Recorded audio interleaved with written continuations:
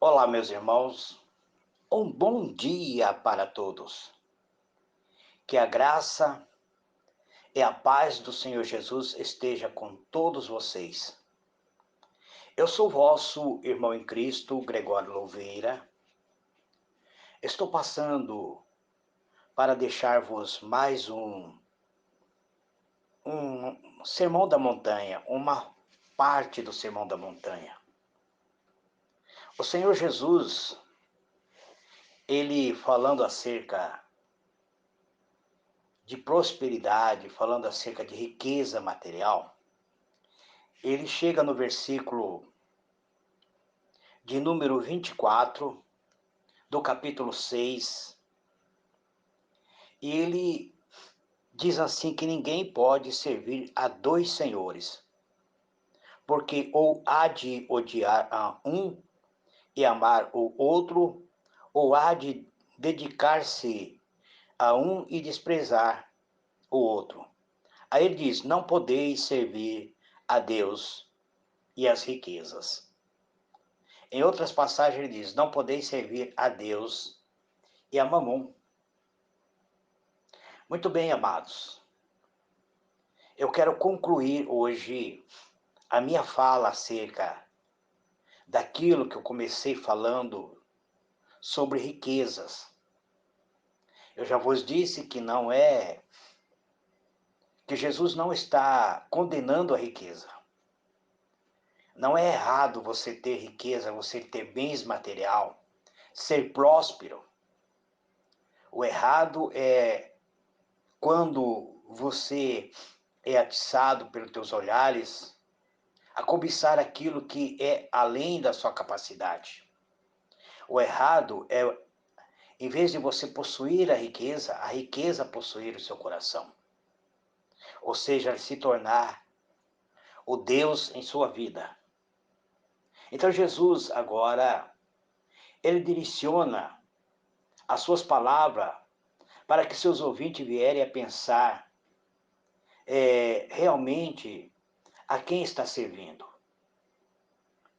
Ele diz: ninguém pode servir a dois senhores, porque há de aborrecer a um e amar o outro, ou devotará a um e desprezará o outro.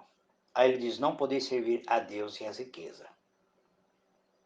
O alerta de Jesus agora, ele está relacionado a grau de compromisso, ou seja, o tempo dedicado a um Senhor.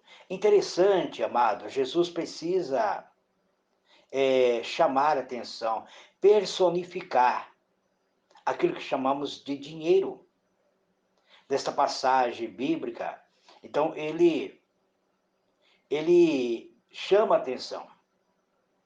Este arranjo, ele diz, presta-se bem a dois senhores, ou seja, o objetivo que nós estamos tendo. Primeiro, Jesus está procurando por um equilíbrio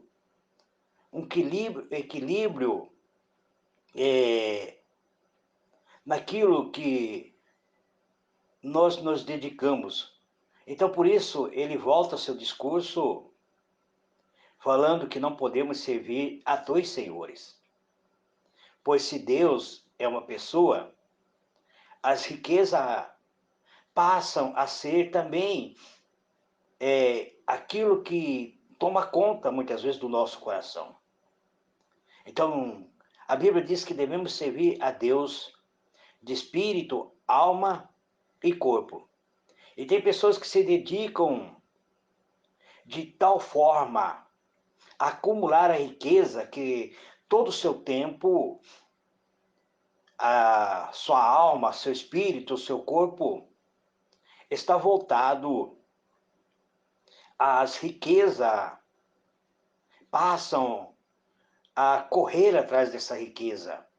Tem pessoas que não têm tempo para Deus, não têm tempo para os filhos, não têm tempo até mesmo para se dedicar ao seu lar, porque estão muito preocupados em acumular, perderam o equilíbrio Então, ele passa a seguir uma meta somente em acumular mais e mais. Então, as riquezas passam a ser o Deus de sua vida. Jesus queria impactar seus ouvintes com a realidade que por muitos passam despercebido. A devoção dada às riquezas chega mesmo a ganhar o contorno de uma adoração, ou seja, alguém passa a adorar esta riqueza. Assim como um senhor tem total domínio sobre seus servos, o mesmo acontece aqui com a riqueza. No entanto, a reflexão de que Jesus está propondo vai além desse ponto. Na realidade, o que Jesus está querendo mostrar é que não dá para servir, não tem como servir a dois senhores. Não tem como adorarmos a Deus e aquilo que o mundo nos oferece, aquilo que o mundo está propondo. Não há, não temos esse tempo, amado. Então, as consequências é que o servo logo vai aborrecer ou gerar desagrado a um ou a outro senhor. Então, essa linguagem que Jesus utiliza, ela é forte, é, é algo referente a amar e a odiar. Aqui nós vemos que Jesus tem um objetivo apenas de demonstrar ou enfatizar a natureza radical da vida. Quando Jesus diz odiar, ele quer dizer amar menos, ou seja, nós podemos deduzir que o ódio não precisa estar presente, mas apenas uma intensidade diferente de amor. A existência nossa, como servo de Jesus, deve ser em dedicar o nosso tempo, a nossa capacidade para servirmos a Ele. Então, a exigência que Jesus tem aos seus discípulos são muito alta. A salvação veio de graça, mas o discipulado custa caro. A lógica do ensinamento de Jesus é convincente demais. Um servo até poderia estar na casa de dois senhores, e assim pudesse servir durante o dia, mas estes senhores não teriam o serviço total desse servo naquele mesmo tempo. Então podemos verificar que o nosso serviço a Deus, ele tem que ser uma dedicação total. A nossa vida, a nossa prosperidade, a nossa alma tem que ser dedicado a Deus. A nossa maneira de nos comportarmos na sociedade, no mundo contemporâneo em que vivemos, não pode ser diferente daquilo que muitas vezes demonstramos dentro da nossa congregação. Eu não posso ser cristão somente no templo, eu tenho que ser cristão durante a minha jornada da vida. Eu tenho que ser luz, eu tenho que ser sal, eu tenho que demonstrar aonde eu estiver como sendo realmente servo de Jesus. Então eu quero concluir que tudo aquilo que nós estudamos acerca das riquezas materiais, a principal lição que tiramos é que o discipulado é algo que se assume sem ressalva.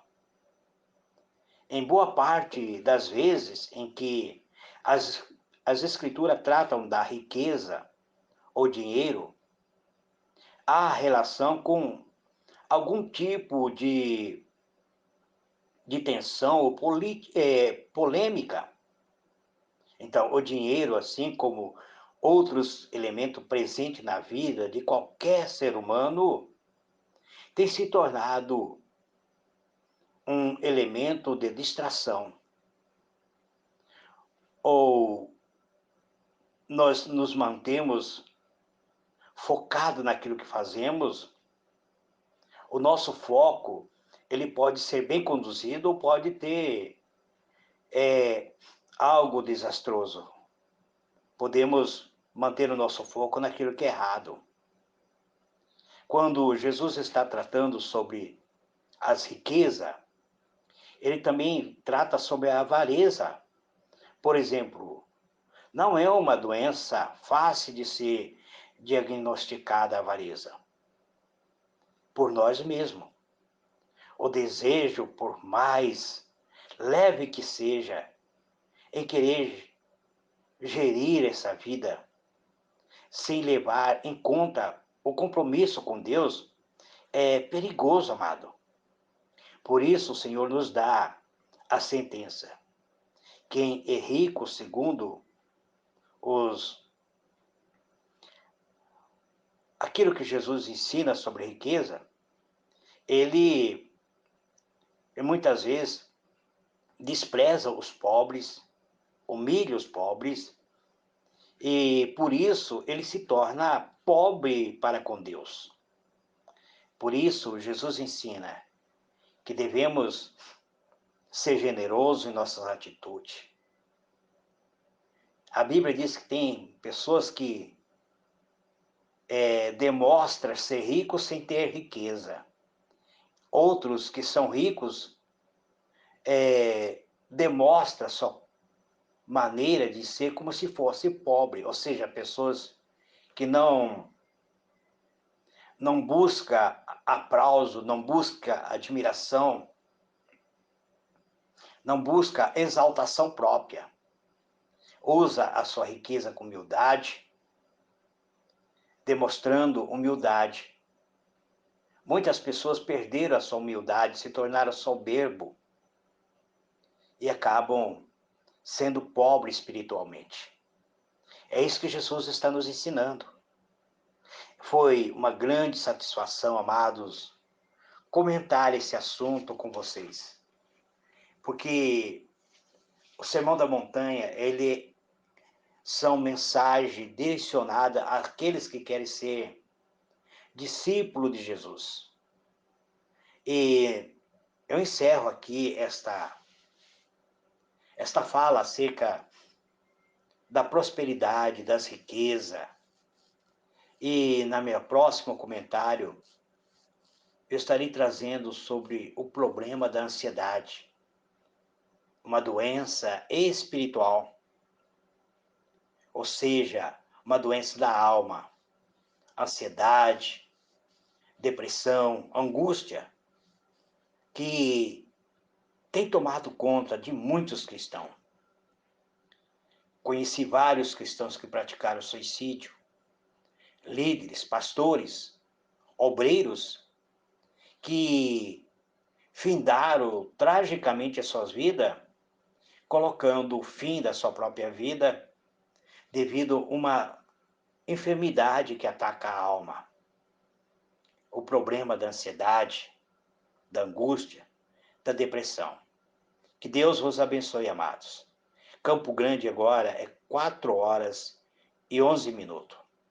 Fique na paz do Senhor Jesus. Amém.